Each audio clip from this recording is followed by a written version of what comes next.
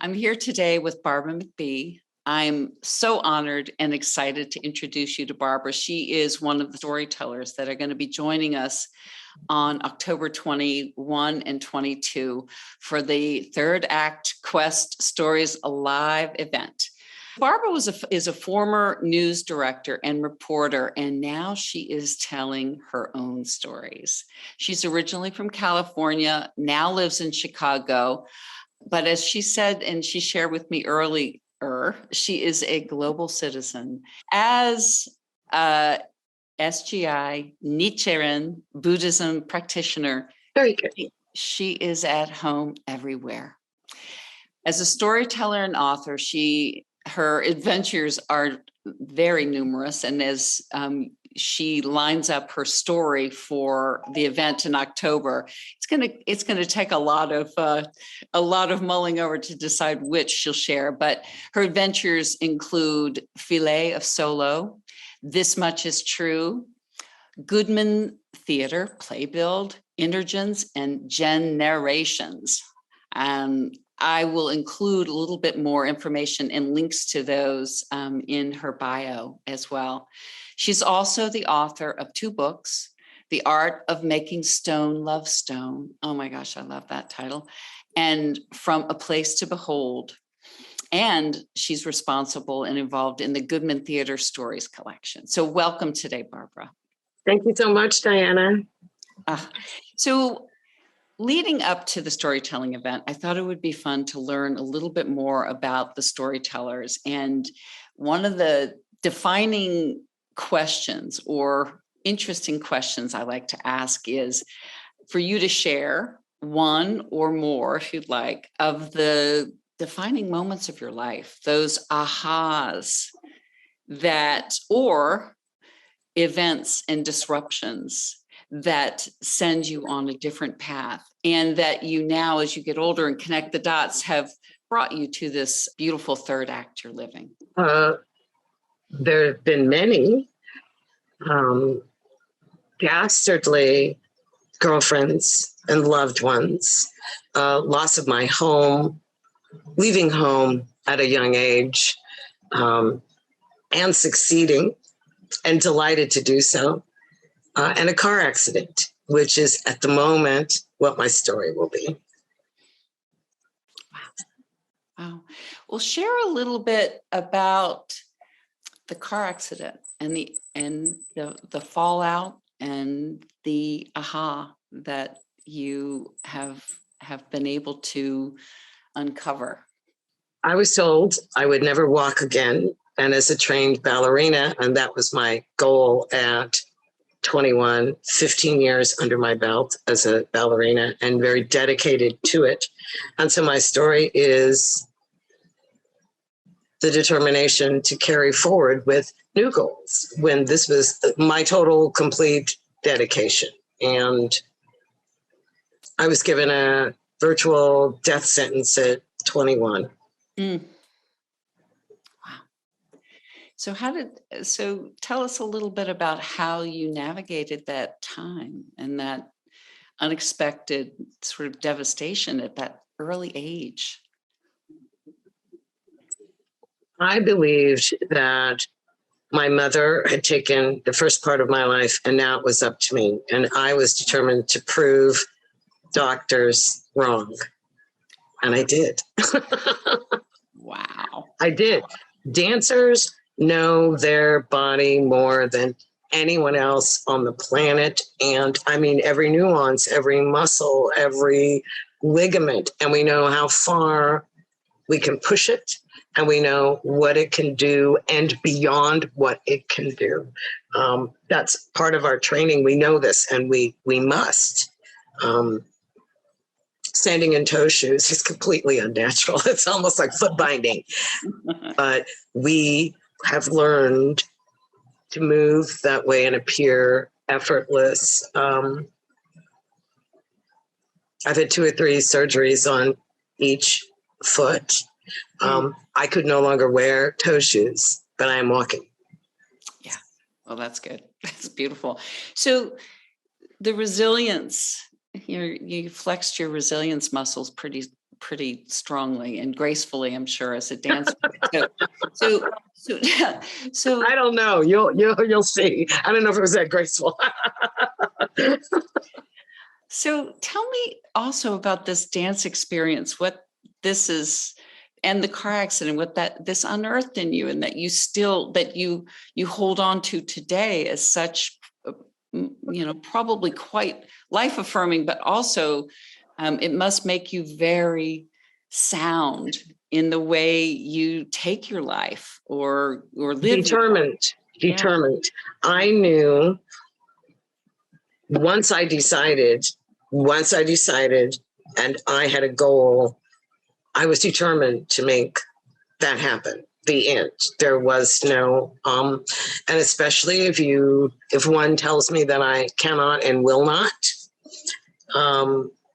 she said I would not walk, and laughed at the idea that I would ever dance. So Wow. I determined to prove her absolutely incorrect. And so now you actually shared with me another a later defining moment that you were well trained to navigate. Do you want to share a little bit about the incident, I guess, with your business partner? Because that sort of lands you as this fully developed, resilient Buddhist who's very grounded and sure that you're comfortable everywhere in your life. So I'd love She and her mother decided to empty my bank account. So default house, loss of cars, and it was an industrial business in Silicon Valley. And at that time, once again, and everything was in my name. And once again, I had to make a major decision about what I wanted to do, where I wanted to live, how I wanted to go forward. And I finally officially said to myself, I want to continue to be creative. I want to continue to write. Apparently I'd said this as a kindergartner, of which I have no memory. I'm going to be a writer when I grew up. And Mom said, when I said, well, I'm going to focus on writing. Well, that's what you said. I don't remember that, but obviously I told her that I was going to be a writer. So I got here in a very circular manner, I guess. And apparently I said it to my godmother again in my teens. But I had other plans, and I eventually arrived at what I had said I was going to do. You arrived home. So now, okay, what in your life over these in your third act now, and there's more evolving, I'm sure, every day for you. You're a very creative soul. So what is it that brings you the most joy at this time in your life, and sense of meaning, I guess, would add to that?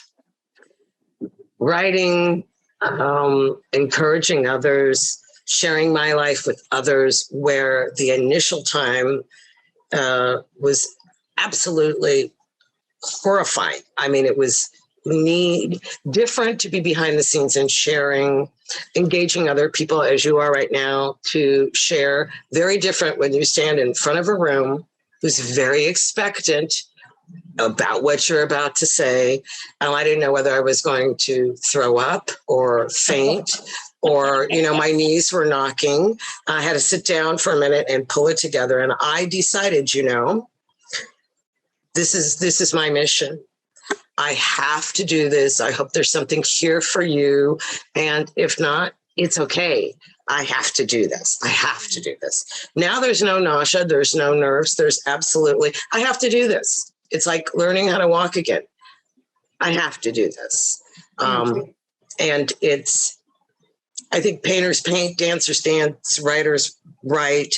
It would be great if money was more forthcoming, but we do because we have to do.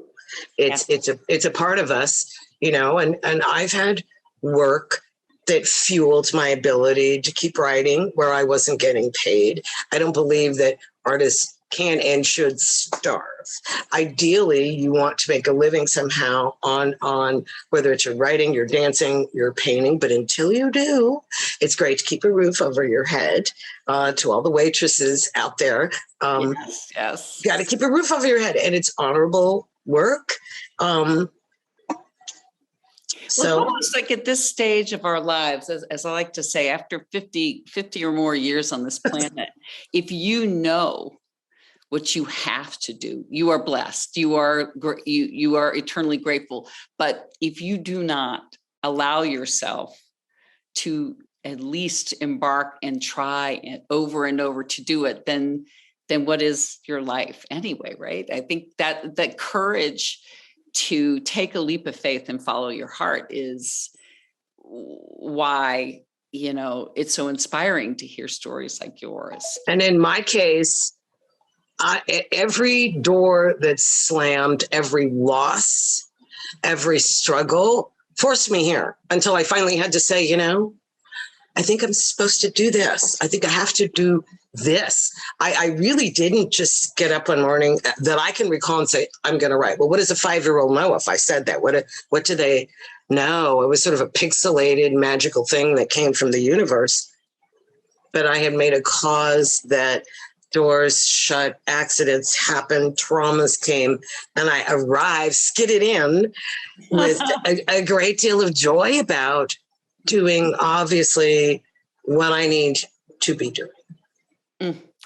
Well, Barbara, I'm thrilled again and honored that you'll be sharing your story with us live on October 21st in the evening. And I cannot wait to have you share with our audience and engage in conversation even after you tell your story. That's part of what I enjoy the most about our storytelling events is, yes, I get to hear your inspiring story, but anyone that attends gets to talk to you and ask questions or share their own in simpatico kind of story. So I find that connection is the extra dose of magic that happens at a storytelling event. So I'm thrilled. I'm delighted that you invited me to be a part of it. And I can't wait to see you all and hear everybody else's magic. Wonderful. Now I'm going to ask you one final question. Yes. It is something that I ask anyone that I interview, and I've never gotten the same answer, and I always get this real authentic answer. And that is, if you were asked to design a bumper sticker that you would put on your car, on your window, on your forehead or whatever, what would your bumper sticker say? She never gave up. Yeah. Yeah. I love it. Well, have a beautiful rest of your day, Barbara. And thanks again. You. We'll see you very soon. See you soon. And thank you.